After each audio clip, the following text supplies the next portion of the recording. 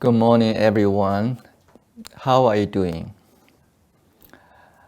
I wish you all stay in good health and continue to take care of yourself. Today, we are going to study Mahamangala Sutra. And before we talk, I would like to read the verse, the Gita, to you. Buddha said, to live correctly, to be generous in giving, to be able to give support to relatives and friends, and to live a life of a blameless conduct. This is the greatest happiness. Allow me to read this again. At the same time, please contemplate on those sentences. To live correctly, to be generous in giving, to be able to give support to relatives and friends, and to live a life of blameless conduct. This is the greatest happiness. We all hope we live in a happy environment. But actually, we have to remember, happy environment doesn't come to you automatically. Actually, every one of us, we are responsible to create conditions to produce this kind of environment. I think today there are at least three important concepts we wanted to learn from this Gita. First, to live correctly. How to live correctly? And if we think in this way, probably the simple concept that we can follow, that is 5 precepts. Follow 5 precepts. If we can follow those precepts, basically the foundation of life will be corrected. And also, we wanted to do our best to purify our words or actions in daily life. Okay, so it's going to be able to correct ourselves, no matter what we say, what we do. And also think about how to protect yourself and respect others. These are foundations, to be corrected. If you don't know how to protect yourself, if we do not respect others, definitely we are going to commit some wrong conducts in life. It's not correct. Now, a few days ago, I read a piece of news. I don't remember from which resource, but just a few days ago, a young lady around 30 years old in America. Right now, she's facing difficulties because she couldn't find a facility to help her to treat drug addiction. I believe she used drugs for some time. Finally, she discovered she needs help. And but somehow, because of a pandemic, many facilities been closed, or some facilities are too busy. So she couldn't find a facility to treat her, to help her. Her life is difficult. She's in suffering. So something we had done long time ago, which was not correct, Today we are facing difficulties. So in order to have a positive consequence, we have to make correct decision. How to select what should be done or what should not be done. So this is something I feel we need to know. Do you know that according to some statistics, in America, every year, around 80,000 people died because of overdose.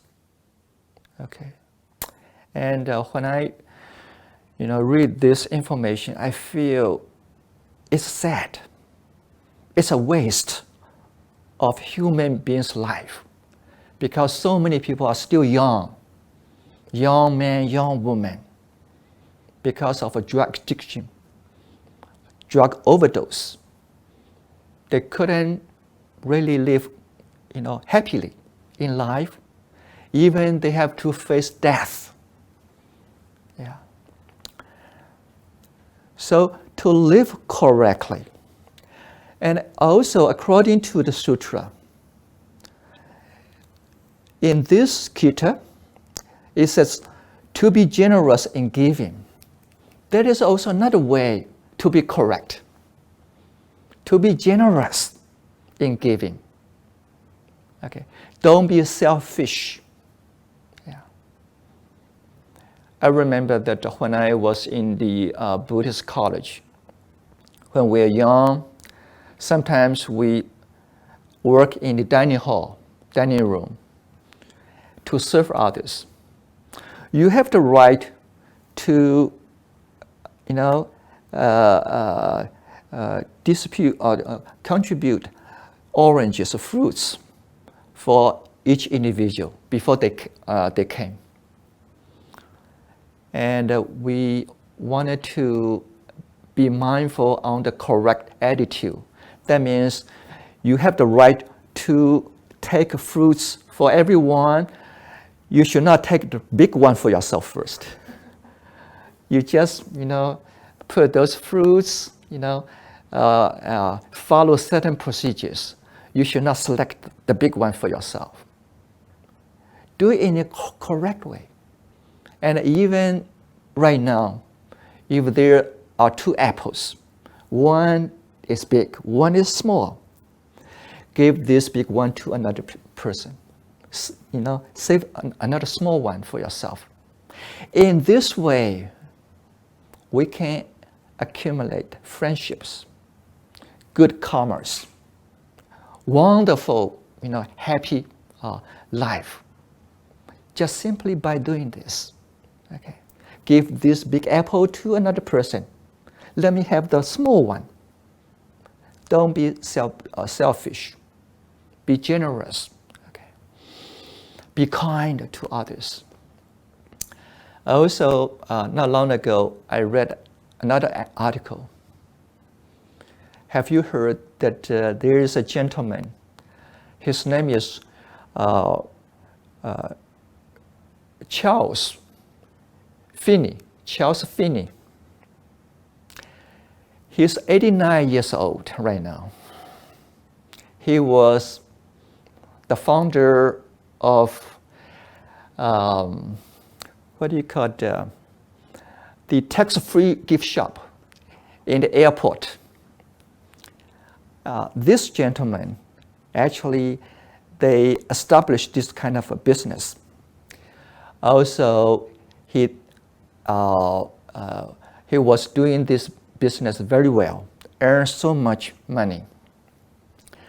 But he donated $8 billion of his wealth to charity organizations. And now he lives in very simple apartment, not a big house, not a fancy house, a very simple apartment in San Francisco. He's 89 years old. He said, when you able to give others. You are going to have more fun do this when you are alive. Okay? So he donated $8 billion to charity organizations. He saved a very small amount for his own personal use. And I live in a small apartment. I feel in Buddhism, we consider Mr. Charles Finney, he's a living bodhisattva. He's so generous. And also we believe in the future life, he's going to be happy, also be able to, gain all kinds of wealth again because of this karma. So to live correctly, follow 5 precepts. That is the simple way. And also be generous to others, to people around you. Then we move to another sentence. To be able to support relatives and friends. Last time, according to this sutra, Buddha taught us, for a lay Buddhist, we need to support our parents, taking care of our own families, your wife, your children, or your husband, your children, okay? Your own family. But today, we expand this kind of support to relatives and friends. So you are not just going to limit this in your family environment. You want to expand to others, relatives and friends. Okay, so it's important and for us to think about others, not just my own family members. But in my understanding, according to many Mahayana Buddhist sutras, Buddha always mentioned this to us. Yeah, when you wanted to give, first you wanted to support your parents, your wife, your children first. If you don't support your parents and wife or children, you just only give your wealth to others. This is not correct giving. This is wrongdoing. So sometimes we have to be careful. Yeah, how are we going to do this? Follow certain steps. Okay, taking care of your family, then expand this doing to others. So last Gita was mentioning how to take care of your family. Right now, Buddha said, expand this practice to relatives and friends. But I wanted to emphasize on this idea, to be able to support, That means we are not just talking. You have to be able to support. Do something for others, not just talking, I'm going to help you. I wanted to help you. Yeah, I do love you, but nothing I can do.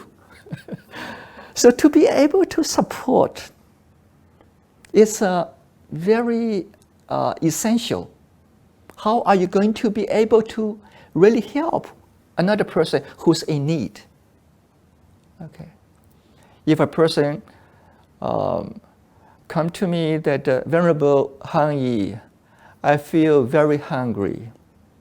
I did not eat for 2 days. And could you give me some food?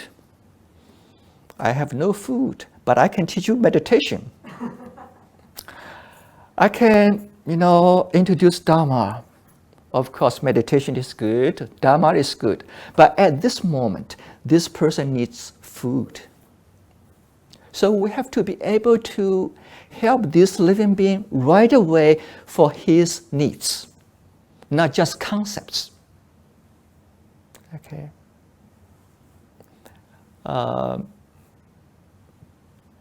according to some sutras, actually in Mahayana teaching, related with the Bodhisattva path, Buddha always mentioned that as a Bodhisattva, especially lay Bodhisattvas, we better to learn 5 signs. In Chinese, we say 五明. Okay. When I check on the translation of 五明, some translate into 5 signs. Some translate into 5 subjects. Okay. Actually, it related with wisdom, knowledge, and many skills in those 5 categories. The first one is be able to introduce Buddha Dharma to others. The first one, be able to introduce Buddha Dharma, be able to introduce Buddha's teaching to others. Okay. Oh, I know you are Buddhist, and today I wanted to learn Buddhism. Yes, I'm a Buddhist. Could you teach me what are those 4 Noble Truths? Oh, it's so profound, I cannot teach you. I don't know 4 Noble Truths. You know, as a Buddhist, we should know. And what are those 8-fold paths? I heard about these terms, but I don't know the contents. What is Buddhism? Who's Buddha? I cannot clearly, explain everything to you. I feel we should not act in this way. We should establish some fundamental understanding about Buddhism, about the Dharma, so we can share to help others to understand Buddhism. Sometimes when I talk to some members, I told them, even though you may not be able to teach any person with a sutra or seriously on certain kind of a teaching, but basically you still can share your own experience related with your own practices. Okay, why you become a Buddhist, why you feel you enjoy the Dharma. You can share some experience that you have with others. Be able to share, be able to teach the Dharma. That is the first one. Okay. And the second one is philosophical logic. That means there are some knowledges. We can study the facts, the truth, logics.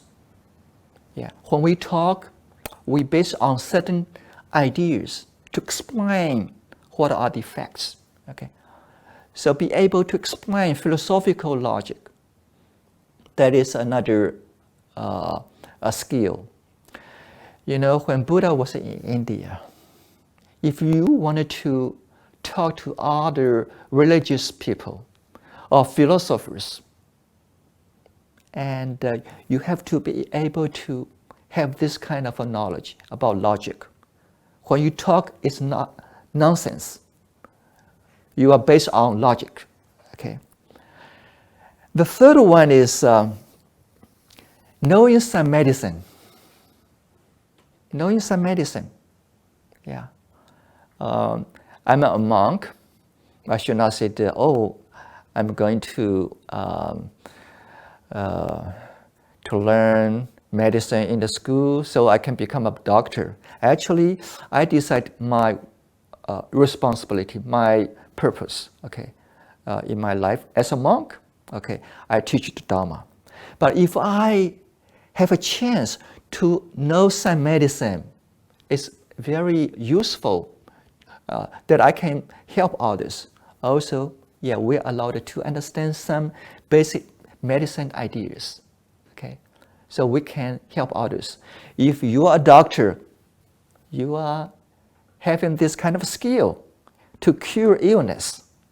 Okay, and at least that today I wanted to let you know that when people give you some vitamins, be careful. Don't take vitamins without proper understanding. Okay, because based on my own experience, don't take vitamins without proper understanding that you need or you don't need. Okay. And also, can you drive? Can you design a building? Can you build a house? Those are skills that to accomplish something. As a bodhisattva, we can use those skills to help others. Okay, and be able to do something, and to fix something, to set up something. Okay, in Chinese we say 工巧. You are very handy. Okay, my commode is not working. I can fix this to you. That is skill. Okay, and also finally, languages. Okay, if you can use different languages to communicate with people, that's wonderful. Also music, related with songs. You can help others. You can, associate with many people. Some people, they love music. Some people, they wanted to learn language. You are able to communicate. You are able to teach. You can be friends with those people, so you can guide them to learn Buddhism. Okay, those are 5 subjects or 5 signs. Do you know that why Texas Buddhist Association decided to establish American Buddhist Center? Because long time ago, right after we complete the Jade Buddha Temple, from time to time, some members, young or old, they would come to the temple. Venerable Han Yi, I feel my life is miserable. Can I come to the temple, stay here for a few days? Venerable Han Yi, I just break with my girlfriend. I feel very sad. And I wanted to retreat, in one place for a few days. Could you find a place for me? At the time, we did not have facility to help those people. I could not support those needs.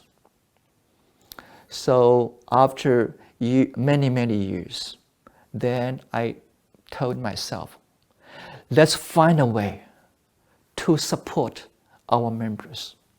When they wanted to be quiet, they have a place to go. When they wanted to retreat for meditation, they have a place to go. When they wanted to, study sutra, they have a place to go. Even when they feel it's too busy in the city, they wanted to slow down. They wanted to a place to, deal with, enjoy the nature. I hope we can provide a place for those needs. Not long ago, we had a member. He called the center. He wanted to come to American Buddhist Center for 4 days on his own study. I said, okay, let's arrange him to be here, to use one separate house, okay, for his study. So he came and stayed here for 4 days. So now we have a facility to support those people, not just talking, not just providing concepts. Actually, we can do something to support others. This is a bodhisattva way. Okay. And finally, to live a life of a blameless conduct.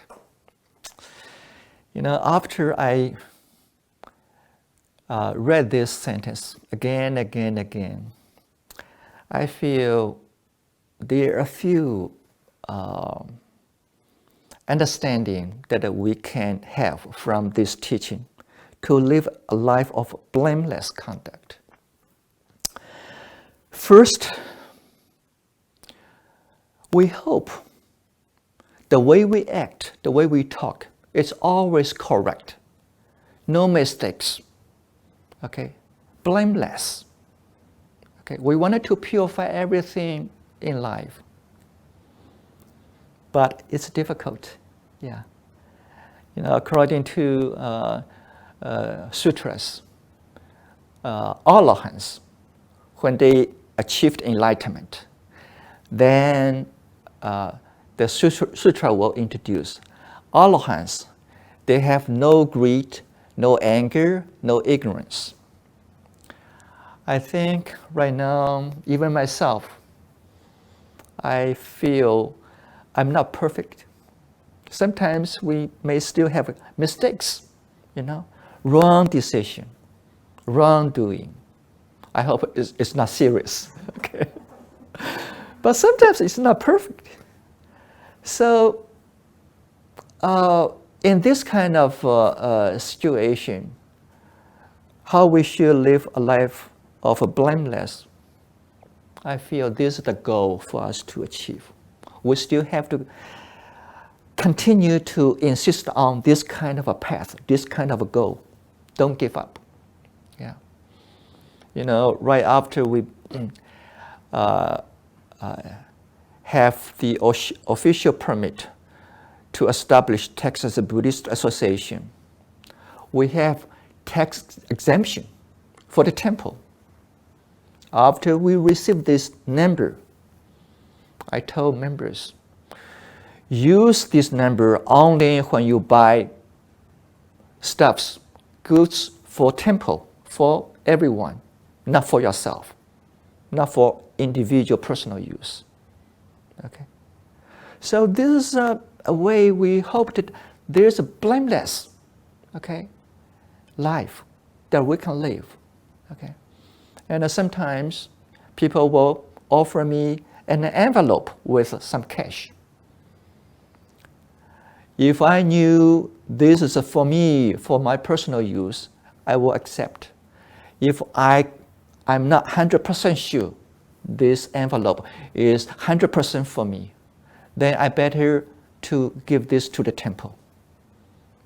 For the temple, for monks and nuns to benefit from this offering. So let's try to be blameless.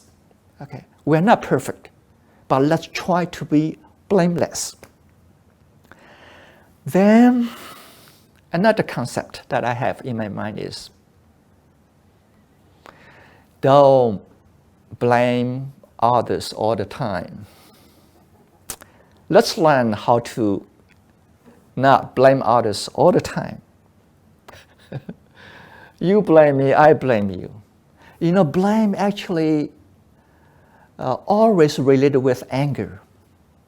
When I blamed you, I'm not satisfied what you do, what you say. So I wanted to react on words or on attitude. At the same time, we develop anger inside us. So it's not comfortable. It's not going to be happy. If a person is always blame others, he's not going to be happy. Life will be very miserable. But people who appreciate others, thanks others, always, thinking about how to show what do you call it? 感恩, gratitude to others, they will be happy. They will be happy. Even you feel you are correct, but some people still blame you. How do you deal with this kind of a situation? I think we have to be able to deal with blames, criticism, and complaints. And many of you see me, oh, I'm a happy monk. Yes, I am a happy monk most of the time, but sometimes I still have to face blames, criticism, complaints, because I have to deal with all people, all kinds of people. Different opinion. If I agree with this one, another one won't be satisfied. So it's difficult. But we have to be able to deal with the blames, complaints, criticisms, by simply maintain our calmness and also kindness, patience. Okay, if some blames and complaints are reasonable, very correct. Thank you so much. You point out my mistakes. Let me correct this. If we discover this blame is baseless, no reason, ignore those. Let it go. Let it go. Let it go. Don't bother by those blames. Okay. And so, as long as we live, we want it to be correct. We want it to be blameless. But somehow, in the reality, no matter how you do, there will be some blames, okay, about you, about your decision, your conducts. If we understand some blames or criticism, they are correct, they are right, let's accept it and say thank you. Okay, we can benefit from this kind of complaints. We can better ourselves, okay, in this way. How about some baseless complaints, baseless blames? Ignore those. Don't bother by those, okay, blames. Thank you so much.